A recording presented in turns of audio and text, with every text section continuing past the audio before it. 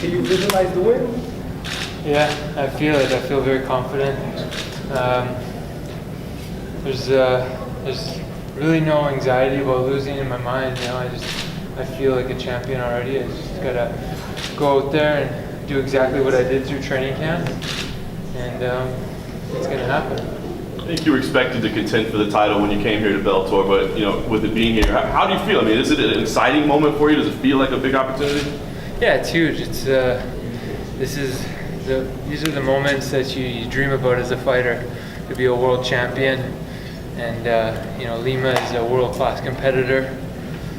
Even though he's never fought in the UFC, I could see him competing against champions in UFC any day. So you know, took this fight very serious, trained very hard for this, and I'm ready to take what's mine. How much tape did you study on him? Because I imagine, you know, before coming over here, he probably wasn't on your radar. So how much of his old footage did you go back and watch? I've watched a few of his fights. I'm not a huge footage guy, but I've definitely seen him fight, kind of understand how he moves a little bit, and that's pretty much all I need, and then I just focus on myself.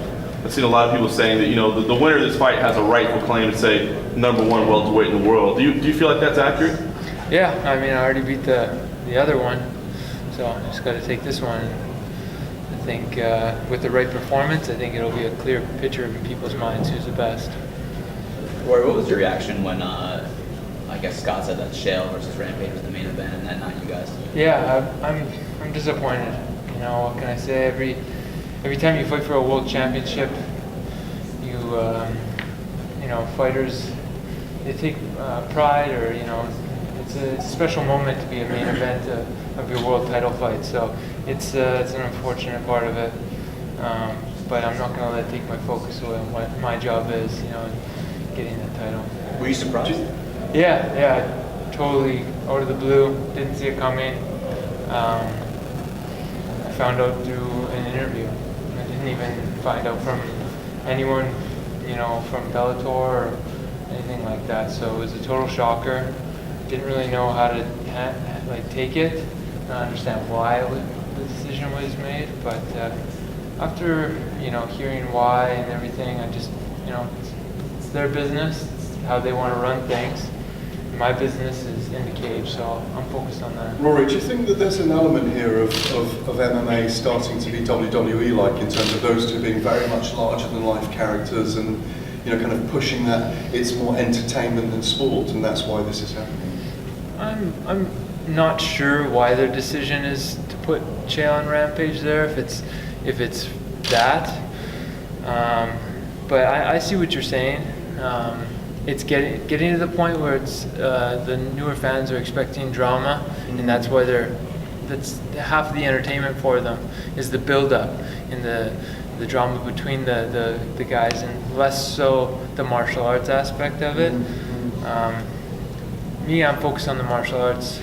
I'm not a dramatic guy, and you know, I get it, but I think, you know, the main focus should be on the martial arts and the way the fighters are going about in the cage, not so much outside. Thank you. What was the reason they gave you when you spoke to them? Ratings. I think they don't want people turning the channel if the fight before me is not good. Yeah, that's the one I got. Did you share your disappointment with Skakover? Pardon? Did you share your disappointment with Skakover? No, I haven't talked to him yet. You know, it's not something I want to get into an argument with, or, you know, have a discussion with someone and then they tell me something that's going to affect me negatively. I'm in a positive space right now. I'm focused on going out there and doing my thing, and, you know, I'm just staying in that mind frame. I'm not going to get distracted with all these political things and decisions made about the promotion. You know, like I said, my business is the fighting, so I'm going to just focus on that. This last fight was heavily criticized as not being exciting. Do you anticipate to be taking more risks in your fight because of that? I don't know. I have no. I'm not guessing what he's gonna do. I just know what I'm gonna do, and I'm just gonna carry that out. Whatever he does, if he throws something wild, you know, I'll be ready for it, whatever it is. So I take what I see, what's in front of me. I don't try to make plans for what may or may not happen. What do you see in a fighter like Douglas? I think he's a large guy. I think that's the first thing you see when you see him. But he's athletic, he's strong, and he hits hard. I think those are his biggest keys. Rory, What's your favorite?